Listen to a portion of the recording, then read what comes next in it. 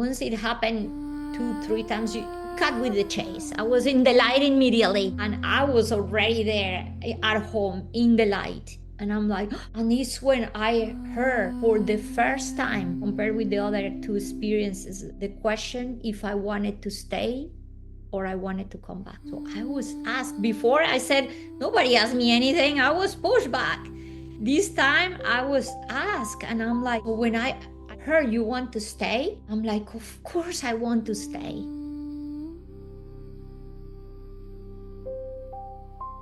Welcome, Ingrid. Thank you so much for joining us today.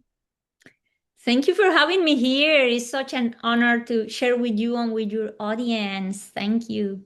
You're welcome. And just to start off with, I know you've had a couple different near-death experiences. Could you start off with your first one and then just take us through the rest of them? Yes, yes. Wow, Laura. Yeah, that started when the first one happened when I was just a little child. I was close to 3 years old when I had an accident in which I drowned. Back then, I was born in Bogota, Colombia. I was there with my parents, my sisters. My parents used to work and would leave us at the care of a maid. And when they were not around, she really didn't pay attention to what we were doing. And then one morning they left, and then no one is watching. So my oldest sister and I, she was close to 4 years old. I was close to three, and the two little ones, we decided let's go play in the patio. No problem with playing in the patio, but the problem was that there was a tank, and we were told not to play in the tank because we didn't know how to swim. And what's the thing you're going to do when they tell you not to do something? Let's do that. That's the fun thing to do. So we found a ball and we decided to play cash across the tank. And then we climbed the tank, and then my sister threw the ball. She didn't apply enough force, and the ball was floating. And I leaned forward. I thought, I can grab the ball. And then it rolled, and I lost my balance and I fell in the tank. So the first shock was this water was frigid cold because I am from Bogota, Colombia, which is high up in the Andes. The temperature very early in the morning could be, I don't know, around 30, 40 degrees Fahrenheit. So Um, imagine the shock of this frigid cold. Just right there, it took my breath away. And then it came the horror. Why I cannot breathe. Why I cannot breathe. Imagine that. And I'm wanting to get out of this tank. And, here I even go and answer the question that everybody asks: how can you remember this if you were so young? And right there, Laura, I can tell you, how can I forget if drowning is one of the most terrifying experiences that people can have, because breathing is life. Imagine when you just cannot have it. And I'm like fighting to get out of this water. I don't know how to swim, and I just go and sink to the bottom of this tank. And then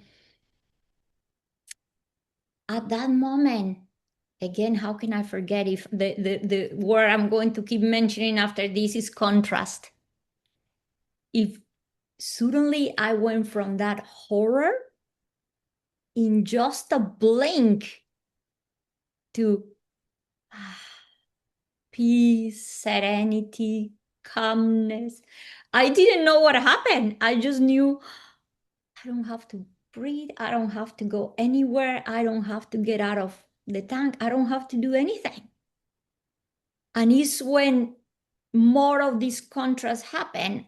The last thing I heard when I was drowning was my heart. I was in such a state of panic, horror, that my heart was pounding, and I could hear it in my head like a drum. And suddenly,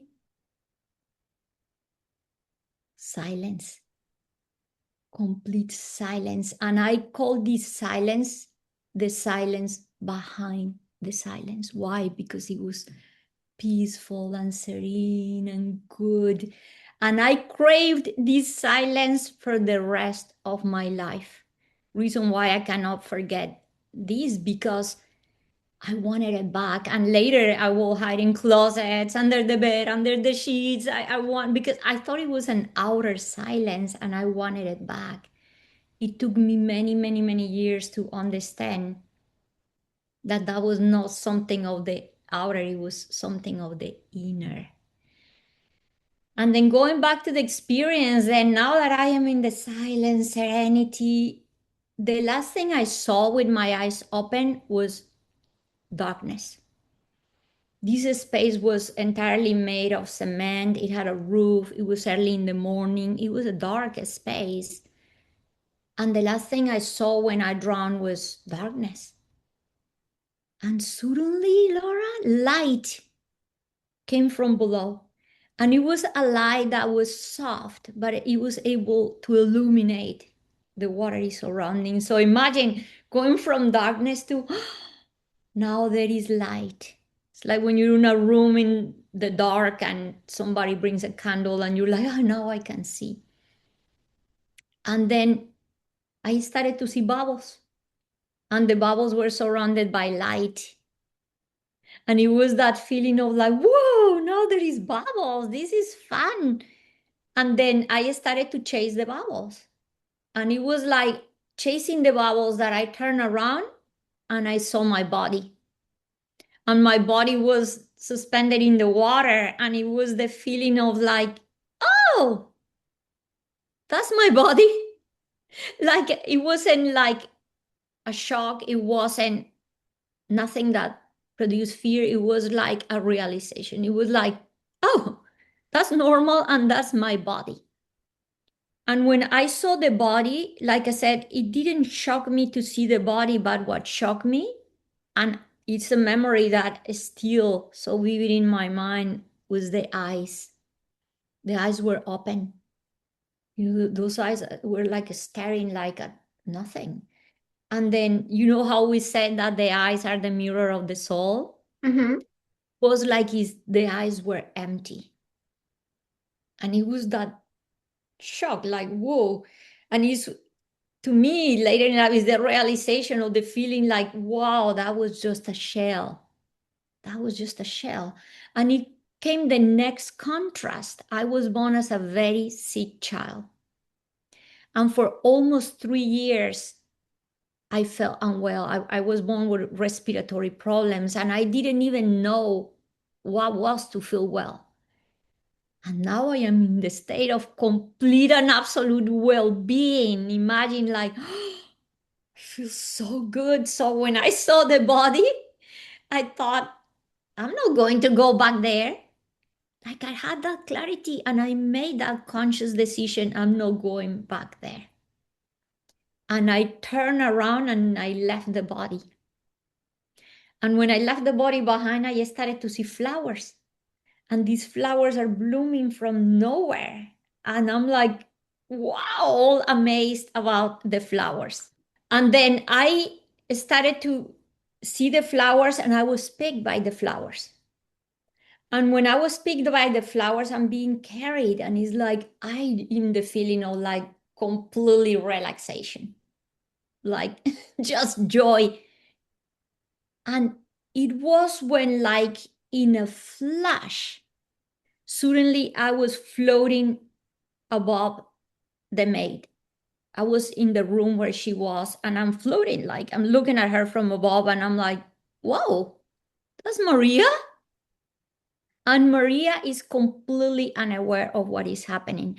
And the important thing about these experiences of seeing other people is validation about what is actually happening. Because later in life, I could recall exactly and tell them exactly what she was doing. And one of the things that she was doing is that she was listening to a soap opera in the radio. And if you ask any 2 or 3 year old child, oh, what your parents were listening in the radio when you were 2 years old, even not even TV, that is visual, radio. And I can't remember exactly what she was listening. And later in life, I told my mom she was listening to this. And we went to do some search, and yes. exactly. And I could say she was in this room, she was doing this, everything. And she was not the only person. The moment that I mentioned that, oh, this is Maria, nothing happened, in another blink, I now was floating above my mom. And I have to tell you a little bit of backstory. My mom got a new job. And imagine what is to get a new job. You are excited, you are anxious, you are nervous, you are I mean, it's your first day of a job. All your focus of attention is there. And no, now the moment I'm floating above her and I said, oh, that's mom. She stopped. And she was walking, she was close to her boss stop.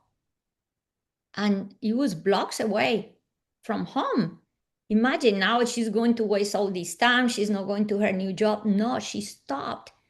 And immediately she knew something is happening at home with one of my daughters. And she turned around and she started to run. And I have to say two things about my mom. She was a very intuitive person, but two, that she listened to her intuition. And she's running, Laura, and I'm looking at her and I'm like, oh, why mom is running? And then she's like, I'm not thinking who I am, what am I doing, what is happening. I'm just like witnessing. And then at the end of the street, I see a dog and I get distracted about the dog. So I forgot all about my mom. And I'm like, oh, doggy. And I love animals. And the moment I feel the desire to be with the dog, I am with the dog. And I'm like, whoa, what just happened? And then I see a park. And the moment I feel the desire to be in the park, I am in the park. So I started to feel excited about playing this game of wherever I put my desire, I could go. So this, imagine this idea or this sense that we have of and space, time and space just completely change. And I'm playing this game when suddenly in another flash, I enter into a realm that was made of pure, bright, intense, shiny light. And it was in this realm that for the first time I felt, wow, I am home. I am home.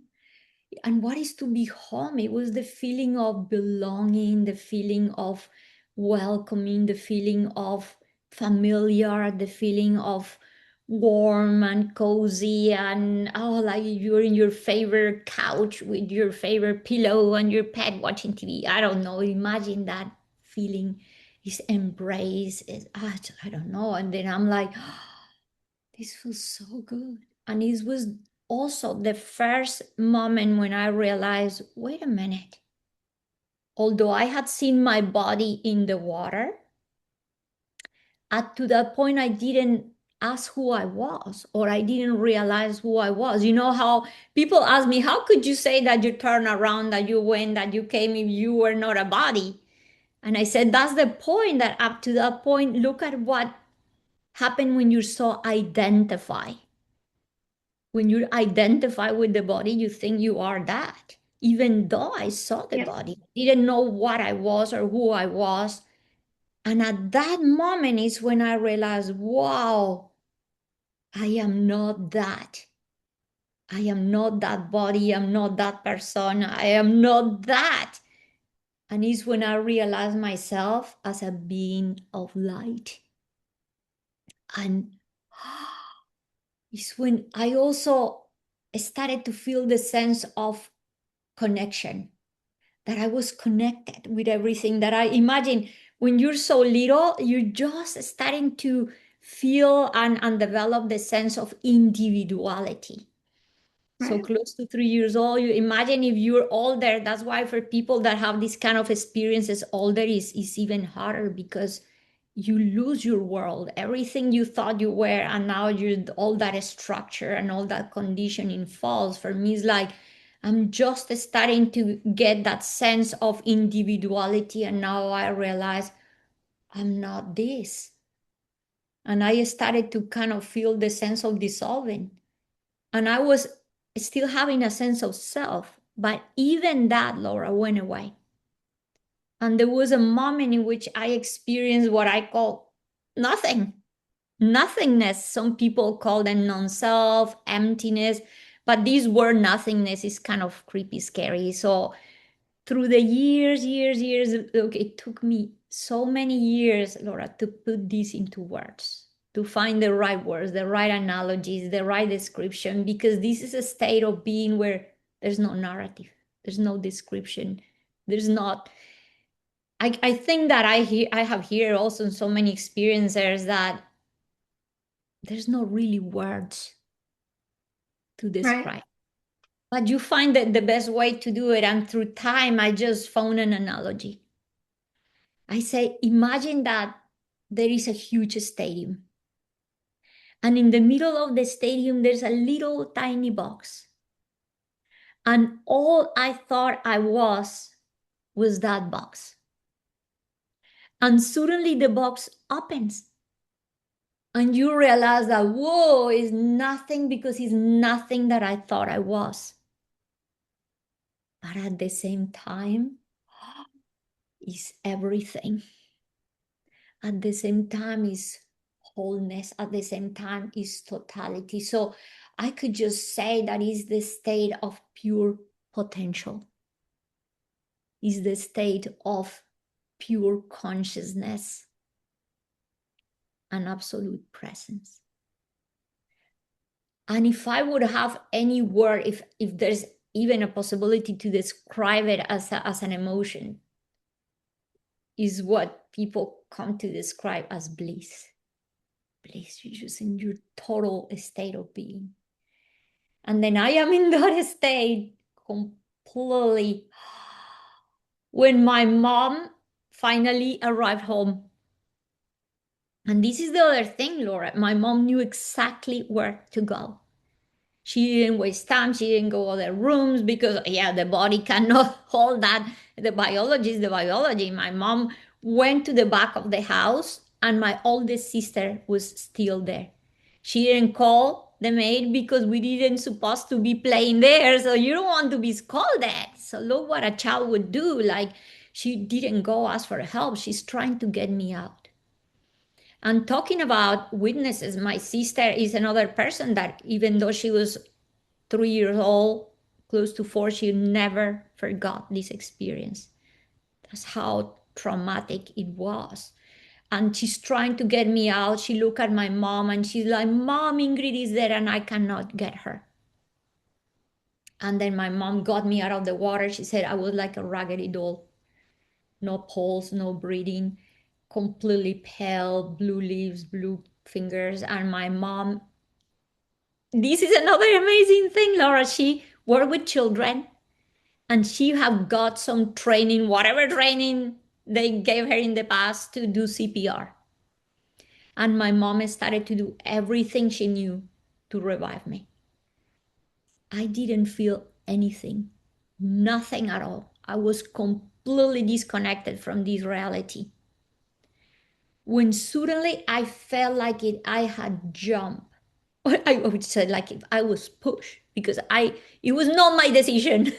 I didn't want to come back, but I felt like I had jumped from the tallest building in the world, and there's nothing I could do to stop it. And I resisted. I was like, no. And then I'm being pulled, I'm being sucked back. And then I knew I was back in the body when the feelings of coldness, the feeling of the body not feeling well, again, that body that I was born with that felt sickly, all that is back. And I was so angry, so angry. And people say to me, Ingrid, how could you be angry? Your mom rescued you. You should be grateful. I have another analogy, Laura. Imagine that you are a child and you, for the first time, your parents bring you to Disney or to an amusement park. You're having the whole fun in the world, and suddenly they say, we have to go. Oh Yeah. no, you're going to throw a tantrum. I don't want to go. That was me. I mean, how can I just want to be here when I was having a blast, when I was having a bliss. So from that point on, there was, even though I was so small, such a little child, there was a before and after. And then not just in my state of not wanting to be here, but I came back with an awareness I didn't have before. What do I mean with this? I knew I would look at myself in the mirror, Laura, and I will cry. I will cry. I will go to my mom. I pull my hair. I say, I'm not this. I'm not this. This is not my name, and I should not be here. And my mom, imagine early 70s, she didn't know what to say. There was nothing that she knew about none of these subjects. Nobody talked about near their experiences. Probably a couple of books were written, but my mom didn't know anything. And then I would just say my feeling, my understanding, I am not a child. Yeah, this is just the way my outer is expressing, but I'm not a child. So I never felt like a child again. The other thing, I would look at my parents, and because I had experienced the sense of oneness, the feeling was like they are my equals. I felt them as my equals. So I became very rebellious because I was like, why do I have to listen to these people? I could not also relate with others, with other children, especially, or other people, because the sense was, what is happening to these people? They don't know anything. So imagine how difficult this had to be. I didn't know. I felt like I was an alien, like I didn't belong.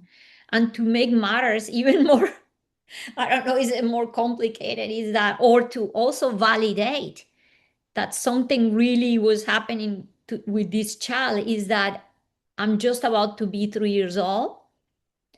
And now, really quick, my mom was a teacher and she was able to see this development very quick. She started to realize that I could read, I could write, I could understand mathematical problems, I could put together complex puzzles, I could paint. I even had a language that was more complex. And why all this happened?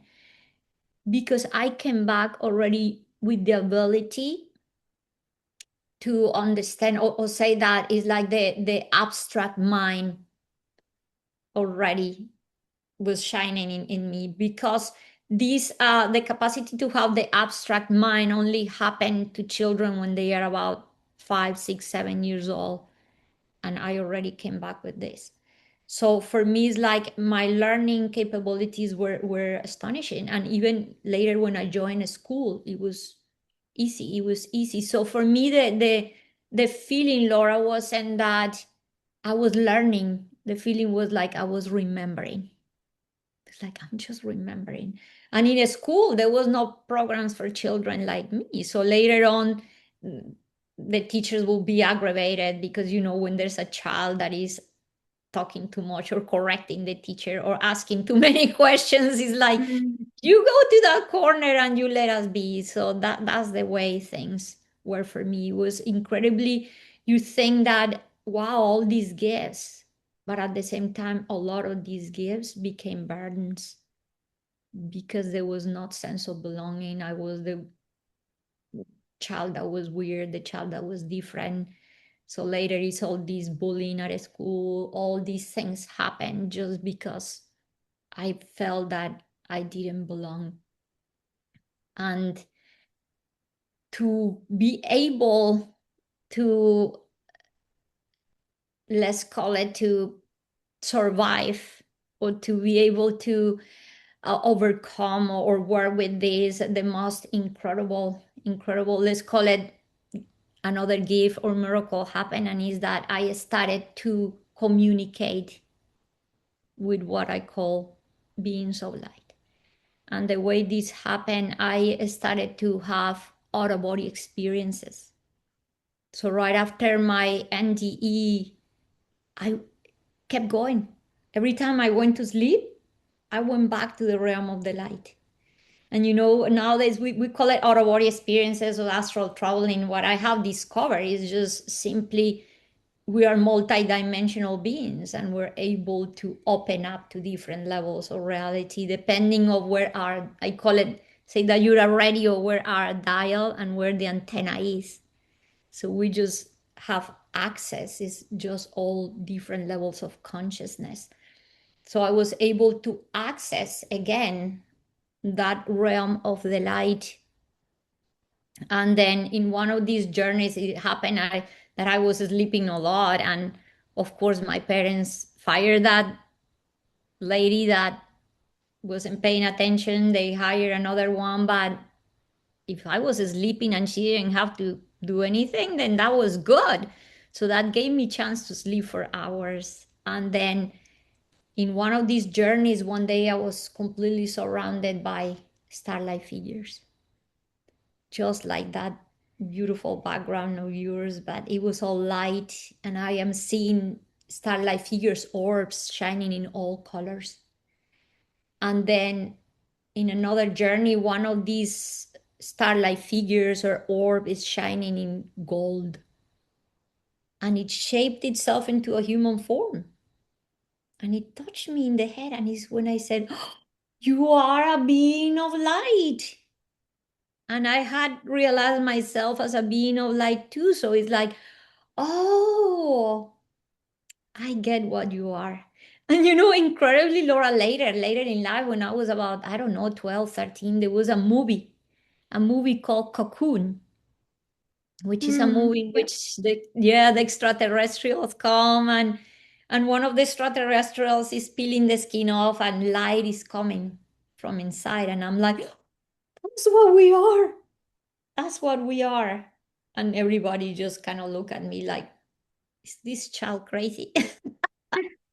But I was already being able to see or know what we truly were.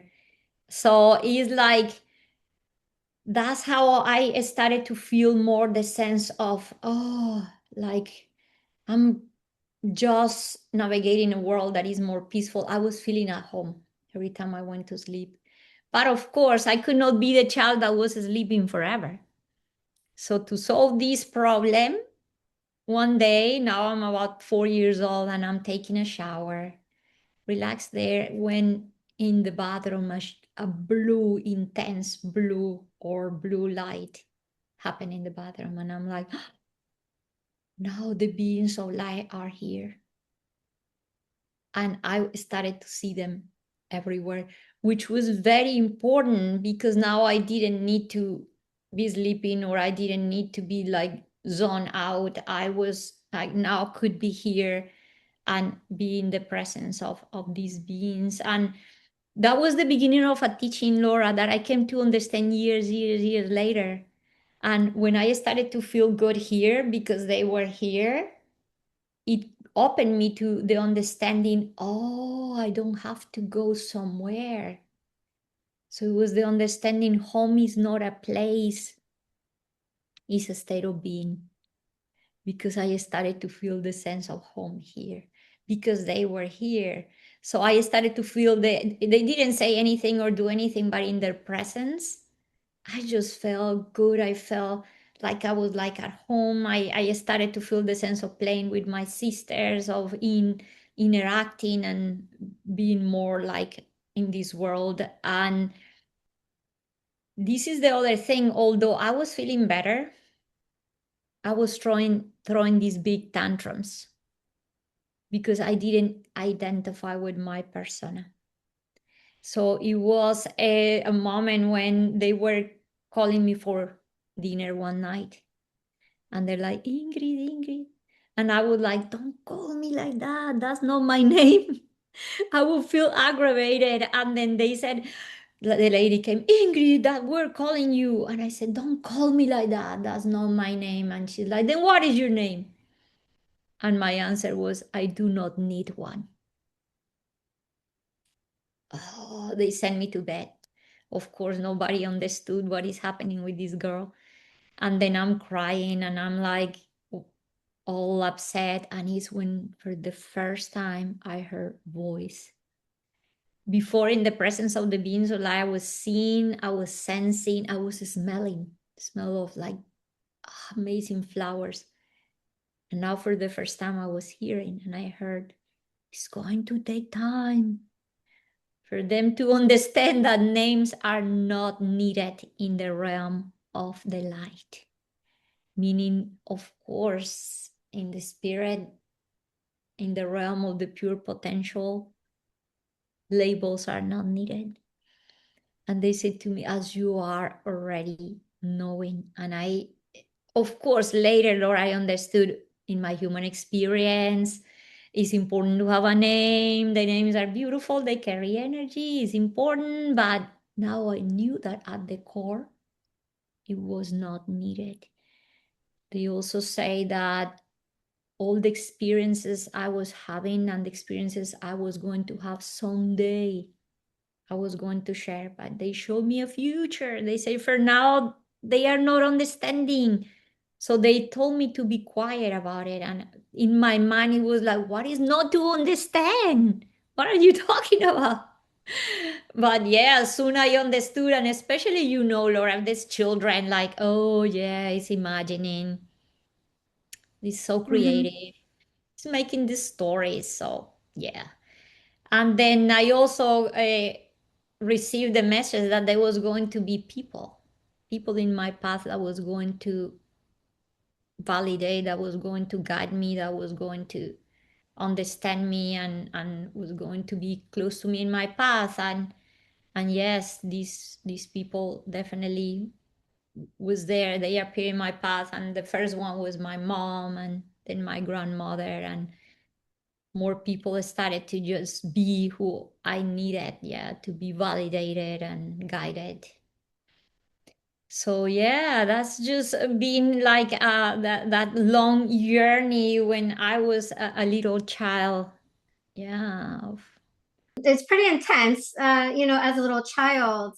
Can you kind of, and as you were talking about, I'm trying to imagine for so people can maybe imagine the tank. Your body was at below, right? But then the light was below. So can you kind of give like a visual on what that might have been like? Yeah, so when I saw the body, I pretty much when I turned around and I saw the body, it was like I would just say that I was just a little bit above it. Like almost looking at it like the face, and I was just a little bit above the body. But the light that I saw, this, I'm glad that you asked me this question because years I didn't really thought much about the light or anything like that. It's light in the room, and now like I said to you, when the light is off and you turn on the light in a room, and like wow, now there's light. So I didn't question much about the light. But later in life, I understood that light that you thought was an outer light was your own light. And when I realized myself as a being of light, it's like, oh, I'm realizing my own light. See, but at the beginning, I didn't know anything. I didn't even know where that came from. And just later, I came to gain deeper understandings and deeper clarities of things that happened during the experience. But yeah, I was imagine the body was here. I'm looking at the body from here. I'm looking at the eyes open. And yeah, and I'm not realizing at that point who I am or where is this light coming from or anything. Yeah. And that's also very traumatic for your sister. Does it still affect her or your relationship? Yeah, and she became so protective of me. It's incredible how these things, yes, really get to affect somebody. She became like seriously like the older sister. She was so protective of me at school, so protective of me everywhere. And she still kind of be like that kind of protective sister. I think these kind of traumas are hard to deal with. And that's why when people say to me, I want to have a near death experience. I said, no, you don't. You don't. Because although I could say, yes, this was the door that opened me to deeper realizations, to many other things for the body, for the psychic, for the emotion, for all the aspects of the being is so traumatic. And Laura, even one of the things, even at this level, one of the things that was one of the most difficult things for my body to overcome was the cold water, because the water, it was the first impact, and it was so traumatic that even like cold air or anything that was to cold water will create, if it will touch my body, it will create pain, physical pain. And I had to do so much work saying this pain is not real, this pain, and a lot of therapy for to overcome all that happened. And also at the level of the body, I already had respiratory problems, and after drowning it was even worse. So imagine all the things that, although there's incredible aspects of realization, there's terrible traumas that the body now have to integrate and face. So I just say, and that's why I wrote a complete new book. My last book is about, you don't really need to die. What about you do all these other things? That's why all the meditation and all practices of gratitude and all, there's so many practices we can do to get there without having to go through such trauma. Hmm. Exactly. Yeah, I had mine because I had a near-death experience, and mine was a result of the dark night of the soul and just a lot of trauma throughout my life. And part of that, and one of the channelings that I got is because when we're separate, or we believe we're separate, and we believe we're identity and form, persona, we're Yeah. not connected. And so a lot of our traumas and our experiences come from being more attached to the body and our human self, versus connected to our true self, like our light, being a light being. Mm. So yeah, and it's really interesting. And a lot of people, I think, they kind of get caught up in their persona, not realizing that they're not the body, right? They're kind of exploring through the body in a sense. Yes, yes, yes, yes, yes. And although it's very important, the aspect of gratitude with this vehicle, the aspect of embodiment, but embodiment through like understanding that this is a vehicle in which the body can be used as a tool for intuition, can be used as a tool of, because that's why when we talk in terms of unity, in terms of coherence, in terms of alignment, we always have to think body, mind, and spirit. See, in alignment. But one thing is to be aligned with the whole of you, and one thing is to be identified and identify with the narratives in the head and identify with the whole of the body and forget the rest. And incredibly, Laura, when I was 5 years old, I started to see what we call spirits. And then my mom already have I the way I got validated from my mom was when I was in school. When I went to kindergarten, I started to paint beings of light everywhere, because a child has to express herself somehow. And I'm painting these beings of light everywhere, and then the teacher came like, are these the sun, the stars? Because I was so like adamant about it. And then I said, no, these are my friends, the beings of light. Oh no, she's having imaginary friends. Then she called my parents. My mom came to school, and she's seen all the drawings. And then imagine, I turned to my mom like desperate for validation. Mom, these are my friends, the beings of light. And we also discovered that I could see auras, because all my paintings have auras. So my mom just looked at me with these mom eyes, like, be quiet. And she told, and like when your mom look at you like that, you just kind of like, and she told the teacher, this is just a phase. We will work it, because she didn't want me to be in trouble. And then on the way home, she said that it was better to be quiet. So she's now saying the same thing the being so light said, but she said that she believed me. She believed me because she also could see things that other people couldn't. And then she told me she could see spirits. I was too little to understand what that was, so I thought we were seeing the same thing. And when I saw the first spirit at 6, I am like, no, the spirits and the beings of light are not the same. And it was a very fearful experience. So I ran to my mom and I said, no, mom, the beings of light and the spirits are not the same. Because I told her what I have seen. And she's like, oh, yeah, that's the spirit that lives in the house because my mom could see these things. And I'm like, no, no, no, that's not. No. So when my mom asked me to explain, I said, and I started to explain, she started to cry. And she said, I think that you see angels. And I said, Mom, but I don't think that they are angels because they don't have wings. And then my mom was like, no, but they have to be angels. We were raised as Catholic. What else this can be, you know? Okay. And then I went to ask the beings of light. And why this whole story is relevant to what we were talking before is because what I'm going to mention next. I thought that the beings of light were going to say, oh, yeah, those spirits, because I call them dark spirits because they call me fear. They cause me fear. So is when they say, no, no, no, no, no, look, that you call spirits, you ask, in essence, we are the same. The difference is the level of awareness that you have about who you truly are. That is what you just said.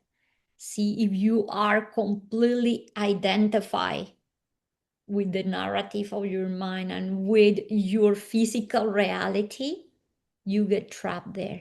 And that's what we call ghost. That's what we call beings that are showing up, is because they completely forgot who they are and they get identified, they get trapped. And then is when I had the clarity. That's why in all the wow, hundreds and hundreds of teachings and years, they always say, send them to the light.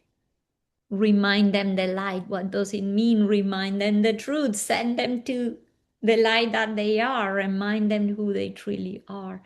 So, so I got the understanding you can help them. So that's what happened to us is we don't need to die. We just completely identify with the form and we forget who we are.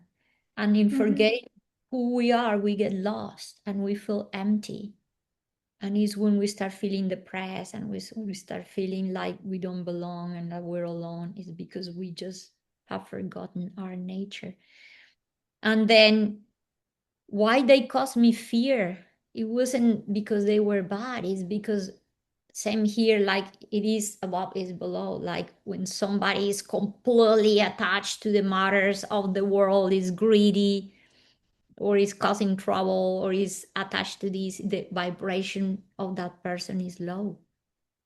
And when we are sensitive, we can feel those vibrations. Is when we go to a place and you say, oh, that person gives Mm-hmm. me like a Yep. bad vibe. It's that same thing. So it's just these beings that were here, these, let's call it ghost, were like the lower vibration.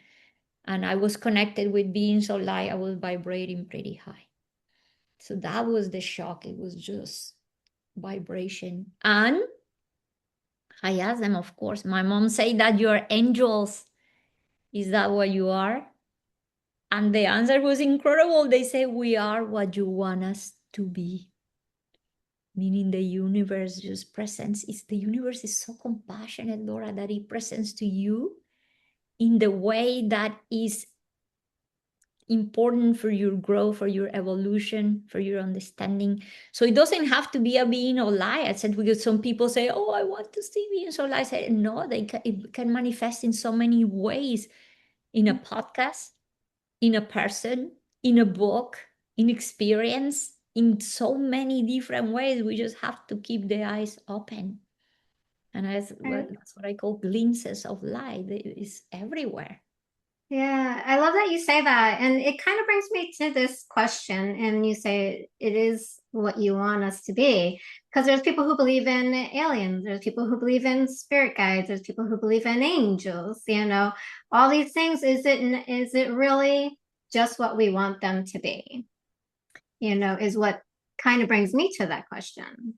Yes, because in reality say that the light of consciousness manifests in many different ways. So wherever is your vibration, you're going to attract that.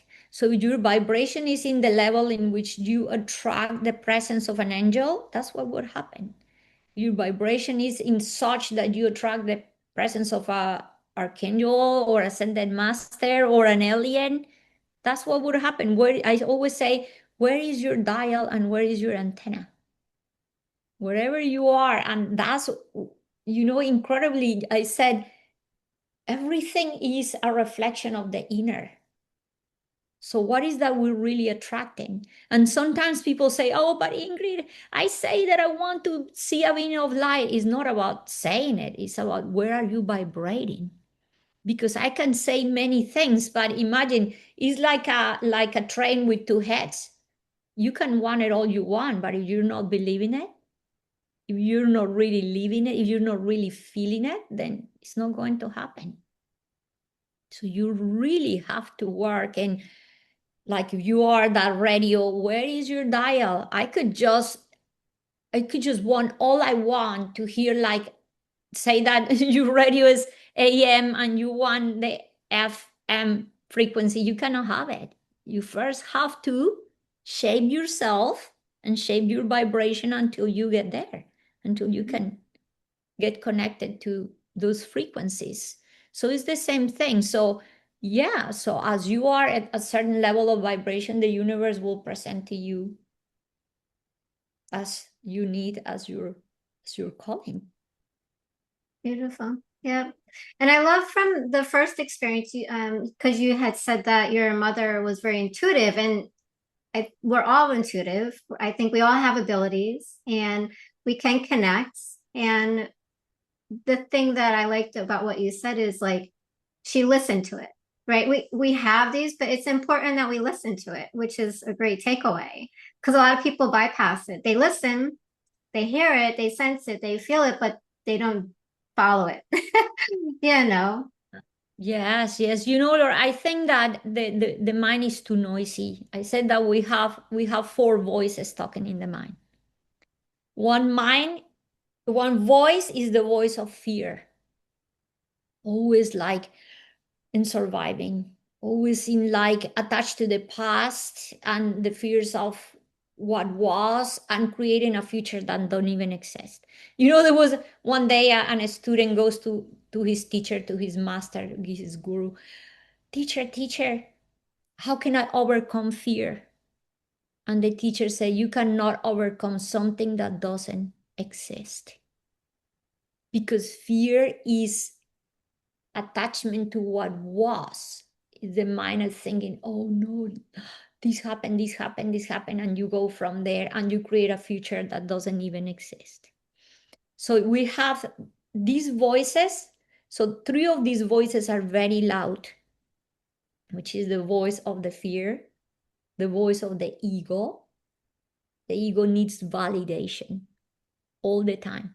And even if that validation means that you feel more or you feel less, you're always comparing yourself with others, always in the lacking, always in the limitation. So that's a very loud voice. I want to be seen or I want to hide. And there's the voice of doubt, always doubting, always doubting. And it is not negative or positive, because sometimes the doubt brings you to ask other questions, but it's very noisy. And you're even doubting if what you're receiving is real or not. So imagine these voices are so loud that you cannot hear the voice of the intuition, which is the other voice. And that voice of the intuition is kind and is soft and is clear and is direct. But if the rest of the voices are too loud and too active, you cannot hear it. So that's why all of us have to do the work of calming the mind. Yep. So the first step, calm your mind and bring your vibrational frequency higher through practices of like gratitude. Because that way you open your mind, You move the frequency in your radio. When the mind is like, you put the antenna, you move the frequency, and now you connect and you can hear that voice of the intuition. Yeah, beautiful. And it took me a while to get a hang of that. And so I think it is, definitely a practice of listening and trying to sense it. Because there is, for me, there's like a vibrational difference. I can sense that. And Yeah. it's definitely different. So thank you. From your first experience, how did life take you and go into the second near-death experience? The second year that happened years later, now I was 24 years old. And I think that's the moment in which I was getting too distracted. And life was like, okay, no, we need to redirect this person again back to looking within. Because I chose to be a marine scientist, very dedicated to my career. This is the other thing. People ask me, how could you become a marine scientist if you drown? And I said, because despite the traumas and everything, drowning brought me to see the light. So after that, I just wanted to actually, this was the thing that brought me to science. I wanted to know everything, to know what had happened, to understand the nature of all this. And then when I was 24, very dedicated to my career, I was living in an island in the Caribbean. And then I got my first motorcycle. And I was very nervous because, oh gosh, I was driving this bike for the first time or the first few times. And a friend asked me to bring him to his house in like a very steep mountain. And I was so nervous. And look what the fear can do. Fear is an element in which it can bring you to do, petrify you, freeze you, make bad decisions. And I'm driving this bike and we went up the mountain and I started to feel so the narrative in the head. No, you cannot do it. This is scary, scary, scary, scary. And I'm started to shake. I don't even know what I did wrong, but when I needed to change gear, suddenly the bike was up and then it was down. But I can tell you this, and maybe you hear it from other near-death experiencers. Even before the bike hit the ground, I was already out. So I think that's the beauty in this experience. When people ask me, and this is what I bring as the most important message from this experience, was when they said, ask me if their loved ones suffer when they died in a tragic accident. I can tell them, you don't I mean, it's the realization, Laura, was that the pain belongs to the body. Pain, Mhm. physical pain belongs to the body. Physical pain belongs to the nervous system. Once you're out of the body, there's no physical pain. Another thing could be emotional pain. That's different. And that's why some people can have negative near-death experiences. But it's depending, like we were talking before, depending of the narrative, the identification with the narrative, the identification with the body. That's a different thing. But in most cases, the body is there. And this is the same thing as in my first near death. The fear was gone. Same thing is like in the first one, that horror of drowning in this, the fear, like I was shaking in that bike. I don't know what I'm doing. I was so scared. I think the fear paralyzed me. And I was like, no, that was the most incredible thing that I can never forget, is the feeling of freedom from fear. It's like, again, was like, oh, no fear, no anguish, no nothing. It was just, again, expansion and openness, and wow, feeling so good. And now I'm seeing the light again. And then the feeling was, I'm ready to go home. I'm so ready to be home. And when I'm thinking already, and now I'm seeing the beans all like everywhere, and I'm like, whoa, I'm just so ready. I started to feel that somebody was touching the body, and I could not see this person. And then is when the fear came back, because I touched my face and I realized that I cannot see this person because I'm blind. And I was rushed to the hospital. And in the hospital, I discovered like I had a very severe head trauma. And then the reason I could not see is I lost my vision because of the head trauma. And later I started to recover my vision. It was just a swollen as it went down. I was able to recover my vision. And then I was with the doctor and with my friend. My friend only had few scrapes. And then the doctor say, you lost your vision the moment, it had to be that the moment you hit the ground, you lost your vision. And I said, I don't think so. I said, because I'm standing in the middle of the road and I'm seeing light. I'm seeing light everywhere. I could not have lost my vision. I am seeing light. And then my friend said, you could not have seen any light, Ingrid, because it was at night and it was pitch black. There was no lights in the road. And he said, and by the way, you never stood up.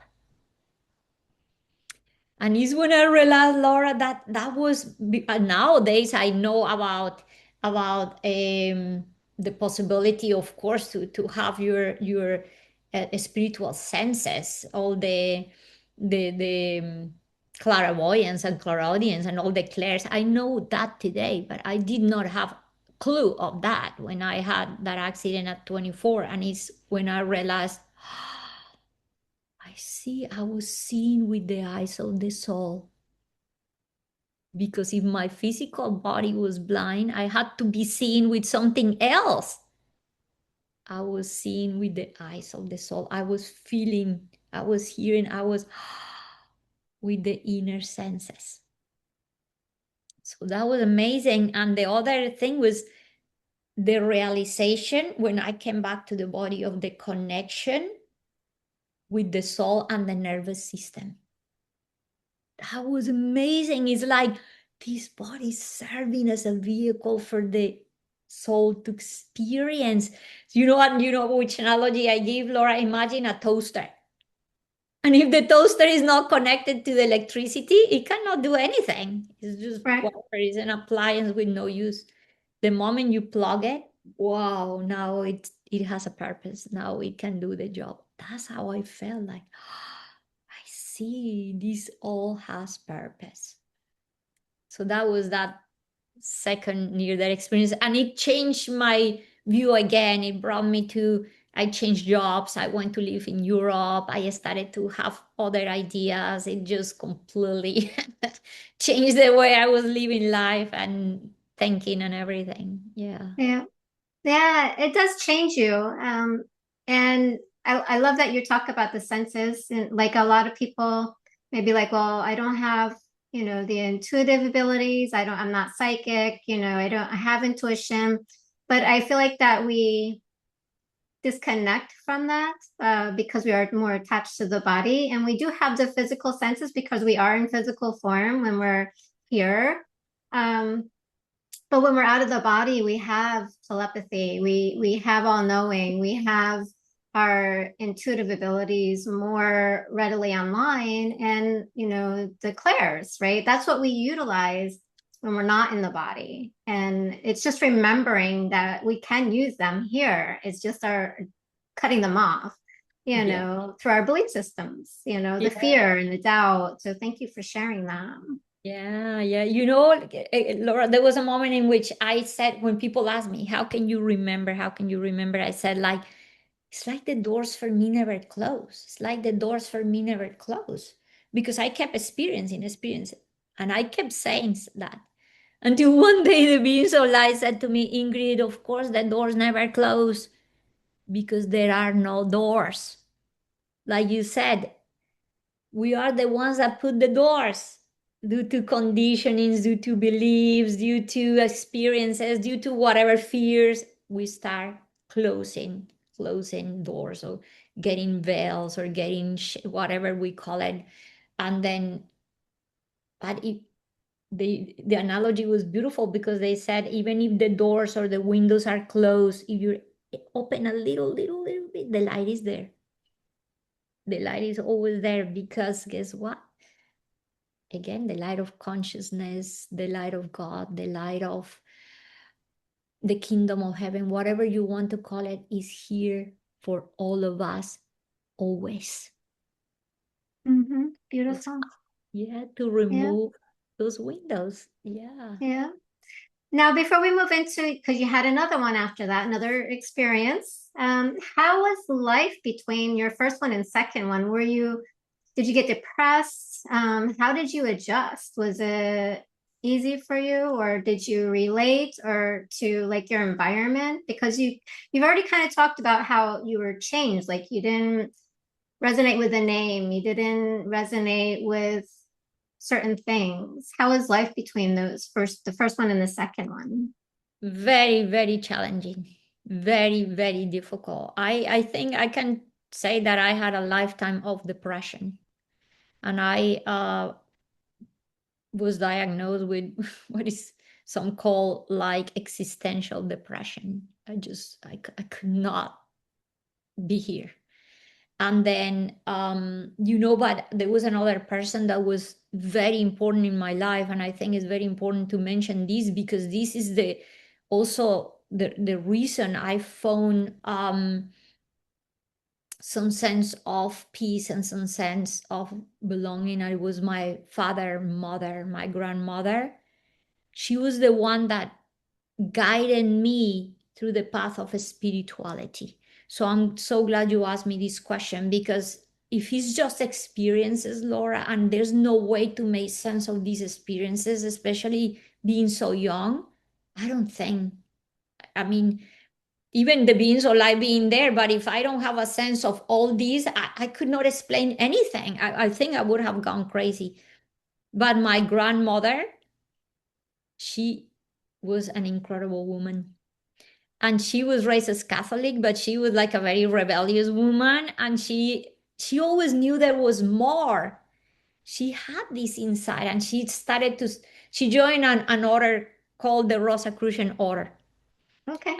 And she started to study after that Buddhism and Hinduism and Kabbalah and chakras and everything else. And she's like, there's more, there's more. And she meditated and she connected and she's like, and she started to bring these teachings to our house. And I was just a little child, and she taught me how to meditate. And when I was 8 years old, she taught me the Om, and I started to have my first experiences with like movement of the energy centers and everything. And I'm like, wow. And I said, my grandma talked like the beings of light. She talks like the beings of light. And then grandma started to bring me to to gatherings, to meetings, and while other children were playing with toys or whatever, doing things, I am reading books like the Bhagavad Gita, books of discernment, books of self-realization. My grandma's bringing all this to my life, and I was so connected to her. But at the age of 12, she brought me to the first Buddhist temple, and I learned a meditation through breathing. And at 14, I was doing transcendental meditation, and it's like I was a being of another world. And so, but in a way that was incredible as a spiritual being, but in my daily life, it was conflicting because I really didn't fit anywhere. I was just this weird girl. Like, there was not a place where I could belong. So at the age of 19 is when I told the being, so like I got the insight that if I wanted to be a teacher, if I wanted to teach these kind of, and I said, no, no, no. I just wanted to be like everybody else. I wanted to be normal. And you know what, Laura? Years later, the being so light said to me, no, you didn't want to be normal. You wanted to belong. You wanted to be loved. You wanted to be part. So I said, yeah, it's incredible how people ask me, how could you cut with the being so light? Mhm. And I said to them, how could you leave home and leave your parents? There's a I moment in think. which, yeah, we need to express our individuality. We need to feel that we belong. We need to feel grounded. And that's why I picked a career that was so grounding, what else? Science. And I picked relationships and friends and things that were so grounded that at the end, yeah, I experienced many sufferings because, like you said, the more I started to look outside, then another kind of suffering started to happen, the emptiness inside. And many years, even my after my second year there, I got, even though it changed my path, I got very deep into my career, until, just like you mentioned, it happened to you at the age of 40. I had a also my dark night of the soul, when I fell into like complete despair. And it's when I realized I have walked so far from my truth, from my connection, from the beings of light. And incredibly, at that age, I was invited to meet the Dalai Lama, 1 week with him in Dharamsala, India, receiving his teachings.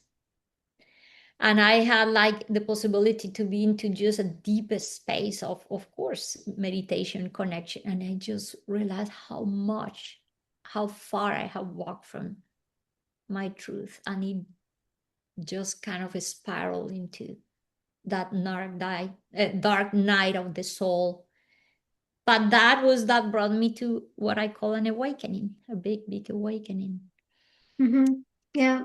Yeah, Yeah. it definitely brings you to an awakening when you go through the dark night of the soul. And it's also another thing I think to like we still have the experience of being here in human form, but also to keep the truth of who we truly are. And it's like trying to navigate that without losing ourselves, you Mhm. know, in the So dark night yeah. of the soul or the suffering, it's definitely a little bit of a balancing trick. Yes, you just said it. This is like, all this is bringing you to balance. What they, even the Buddha mentioned like that, the middle way. All the different teachings say it in a different ways. Balance, equilibrium, the middle way. So Mhm. yeah, but we have to probably just go completely one the other until we're like, okay, it's not here, it's not here. Yeah. Yeah. After my near death experience, I spent a lot of time uh, trying to get back to that space, right? And not wanting to live here in the Laura version, Yeah. of the reality. And it was blissful. I always felt like I was lucid and I was always, my vibration was so high and just bringing that in here. But you have to go to work, you have to focus, you have to concentrate, you have to live your life. And it is definitely a balance, to do that. So Yeah. definitely. Hmm. Yes. And even but even with this awakening, even it was a very powerful experience, and it was that propelled me to write my first book and to come out of what I call a spiritual closet, to reconnect with the beings of light, to wow, after I recovered from all this. And I was still having deep inside me, Laura, that sense of wanting to go home, wanting to go home. And that's what God finally resolved in my last near death experience. And in my last near death experience, to make the story short, it was before, even it happened in a surgery, but even before the surgery, I got like a warning, like I knew that something was going to happen. And I was so connected with the voice of the divine, the voice of God. And then I felt the sense, I even heard the voice that says, do you trust me? And I just say, yes, I do. And I didn't know what was coming after that. But the day of this surgery, I knew, and I told the doctor to monitor my blood pressure. So you have to monitor, and it didn't, the surgery didn't have nothing to do with, but I said, you have to monitor my blood pressure. She's like, okay, okay. She called the anesthesiologist. I was just so about it. And then during the surgery, my blood pressure went to the ground and I went into hypothermia. And probably you have heard this about people that have had multiple near-death experiences. And is that I said in the first experience, maybe you just meet your parents, you go here, you go there, you see these flowers, you see all that I described in the first one. Once it happened 2 3 times, you cut with the chase. I was in the light immediately, and I was already there at home in the light, and I'm like, and it's when I heard for the first time, compared with the other two experiences, the question if I wanted to stay or I wanted to come back. So I was asked before, I said, nobody asked me anything. I was pushed back. This time I was asked, and I'm like, so when I heard you want to stay, I'm like, of course I want to stay. Of course. I wanted, what question is that? I want to be home. And later I felt even bad to tell this to my husband, my son, everything, because I was completely detached, Laura. And I said, it's not lack of love. It's because you are in totality. It's because at that state of being, I know everything is perfect. And I know that God's decisions or whatever his plan is perfect. There's nothing to question. And you are completely present with what is. So I am not questioning anything or attached to anything. I'm just like, oh, I am home. But when I heard, oh, you want to go back, is when all that time of meditating and and awareness and consciousness came in. I'm like, wait a minute, is this a test? Because I said, because if God is everywhere. Some people call it source, some people call it the light of consciousness, some people call it love, whatever you want to call it. I said, if that light of the divine is everywhere, and absolutely everything is a manifestation of consciousness. So what is here and what is there? I say, wait a minute. There is no here and there is no there. I said, everything is just consciousness, perception, where I am in my state of consciousness. See, we go back to the beginning, Laura, like, where is my narrative? Where is my mind? Where is my identification with my narrative? So at that moment, all that falls away, and I'm like, I'm already home. I always have been home.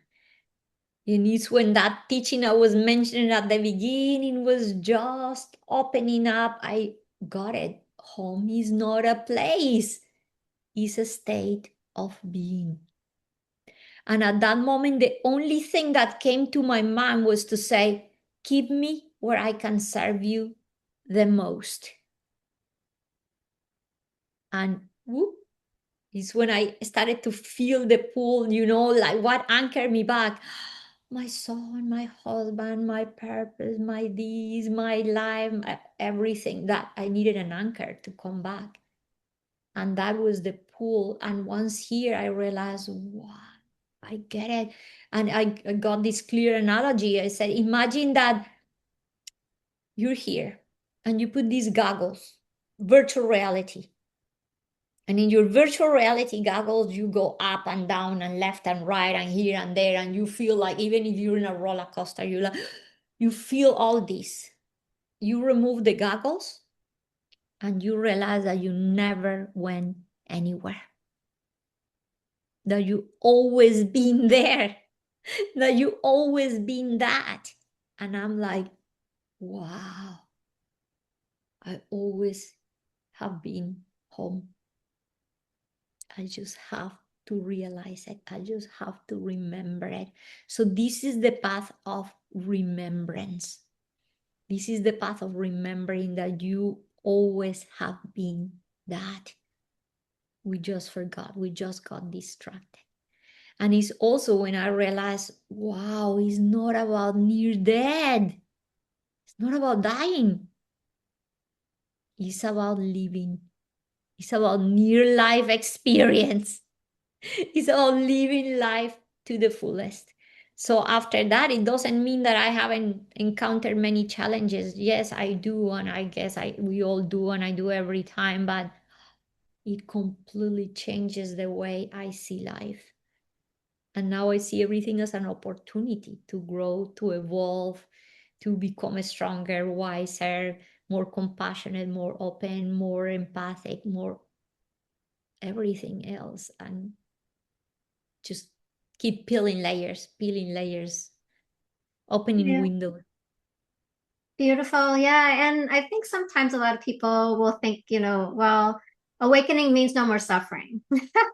It's just I feel for me, it is about remembering who we truly are, our journey and our understanding and being in life, from a state of presence where we are in awareness that we are here playing the role and being a part of it a- as a whole.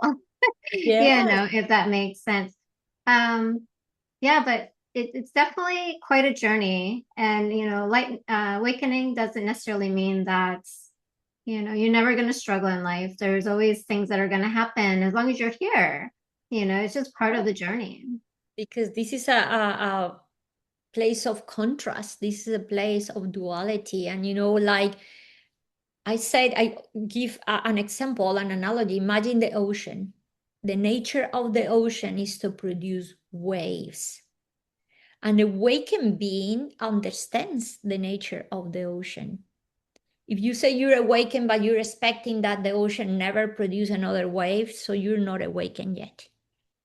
But when you awaken and you realize, yes, the ocean can have moments of calmness, it can produce waves, and some waves are pretty violent.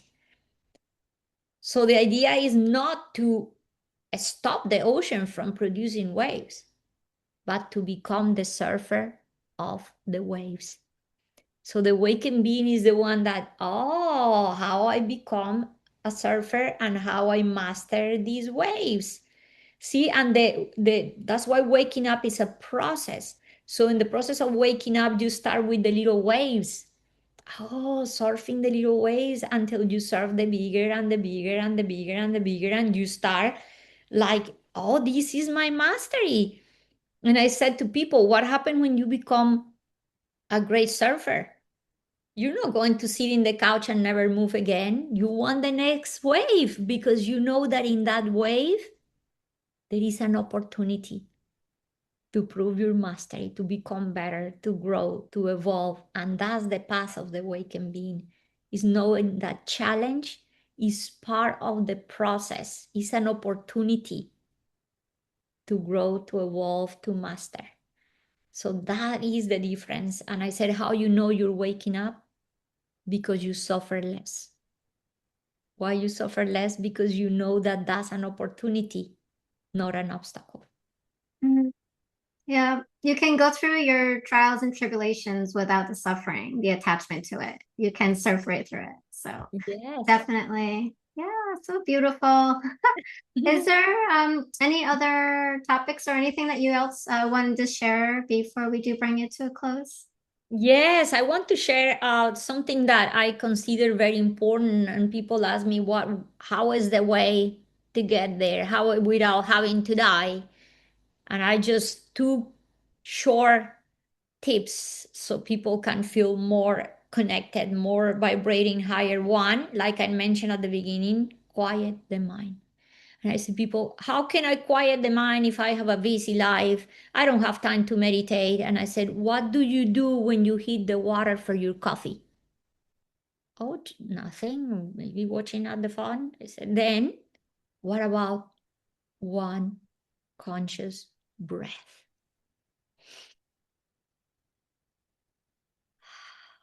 Look, Laura, that's all is needed. One conscious breath.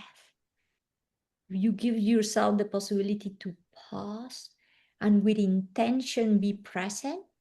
Wow, look at how it feels. I call it you're offering yourself candy, candy to the soul. So why don't you start doing that? One candy for the soul, one candy. Oh, every time you have the chance, when you say how many times you go to the bathroom, 3, 4, do it with presence, one conscious breath and walk with presence. Wow, candy for the soul, candy for the soul. What are you doing? You're releasing hormones of well-being.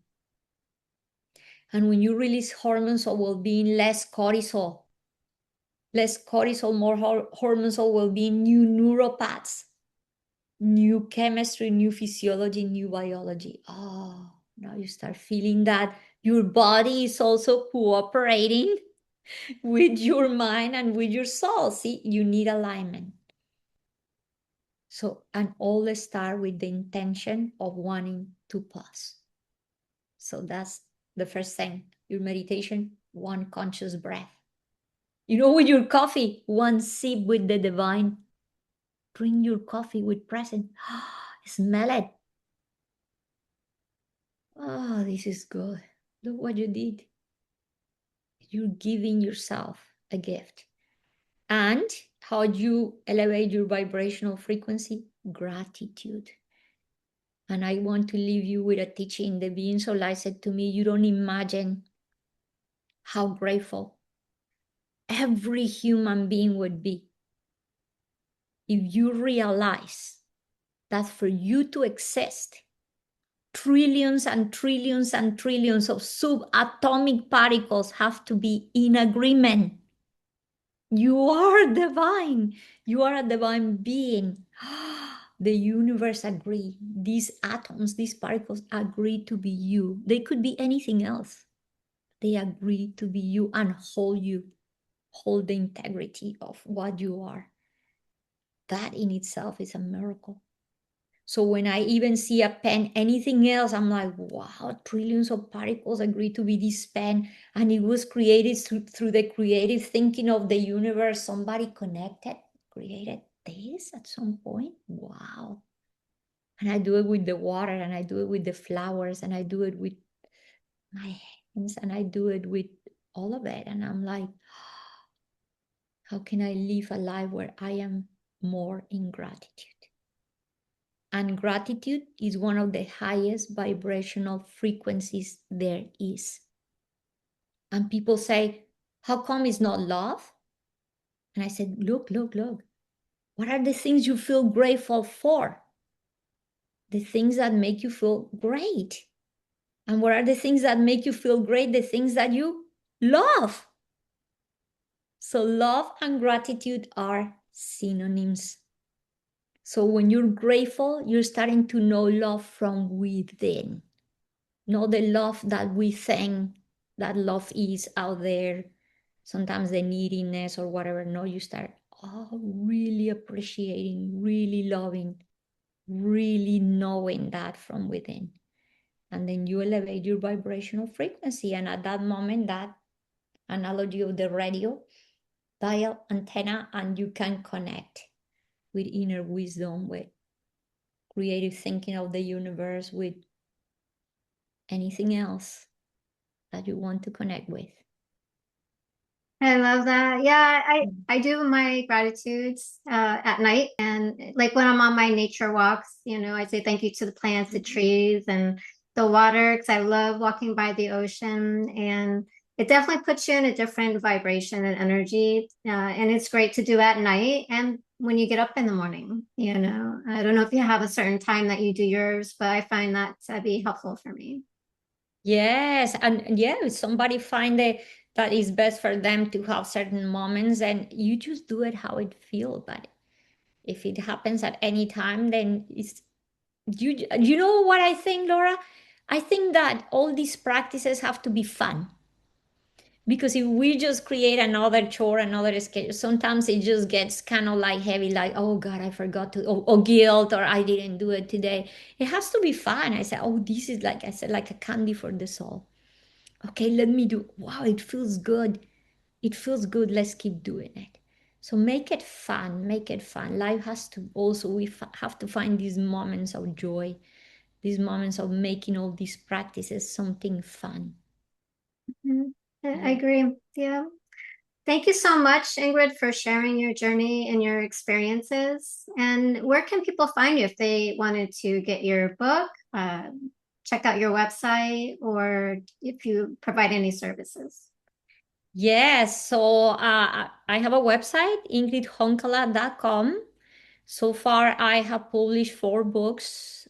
The first one is more like my autobiography. The second one is this guide, the guide, I call it the guide to reawakening, is dying to see the light, and is how you get there without having to die. And then I have now writing a collection of books for children, and it's the story of Pincus. Pincus is the name my mom gave me when I was a little child, and then is the different things that I experience in that connection with the light. And yeah, I do. I don't have much time nowadays for one-on-ones, but I try to keep some sessions, some one-on-ones open, and I am doing a lot of things, a lot of talks. By the end of the year, I'm going to be traveling, doing a tour in Europe. I'll be talking in England, Scotland, Ireland, Germany, and doing two spiritual retreats, and one in Madrid and one in Barcelona. So there's a lot coming, and yeah, just keep sharing. And if anybody wants to subscribe to my newsletter, then you can get all the information about the things I'm doing. Wow, exciting. A lot of great things coming up your way. So, all right. Well, thank you so much again and appreciate you being on the channel. Thank you so much for having me. I'm very, very grateful, and keep shining that beautiful light, Laura. Keep sharing all these through your channel.